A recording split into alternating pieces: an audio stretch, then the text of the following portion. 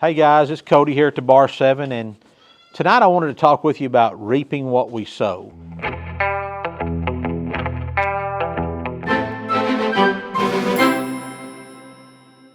As we were headed out this afternoon after church to go check some cows, I drove past two grain fields that sat side by side in the same type of soil.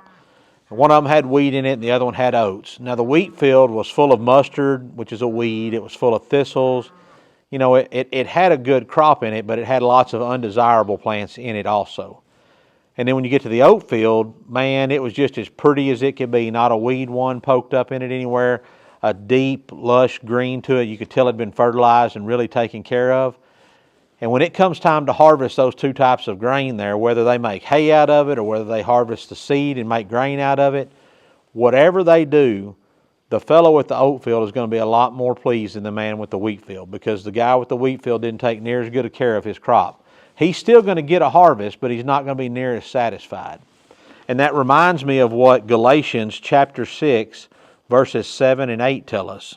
It says, "Do not be deceived, God is not mocked. For whatever a man sows, that he will also reap.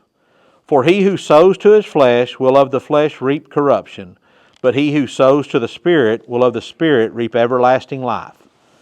So guys, when you sow your grain, are you sowing it to your flesh, to the sinful side of yourself, or are you sowing it to your spiritual side?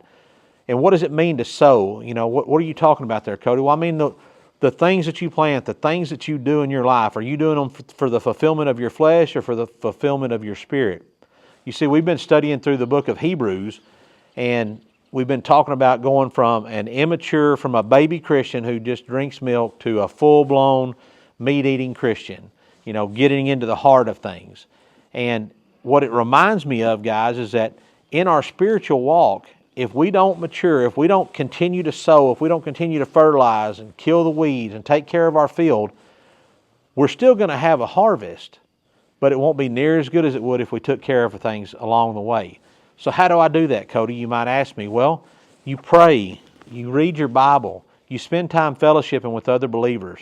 All those things combined will bring you closer to the Lord. It will increase your walk. It'll strengthen your walk with the Lord.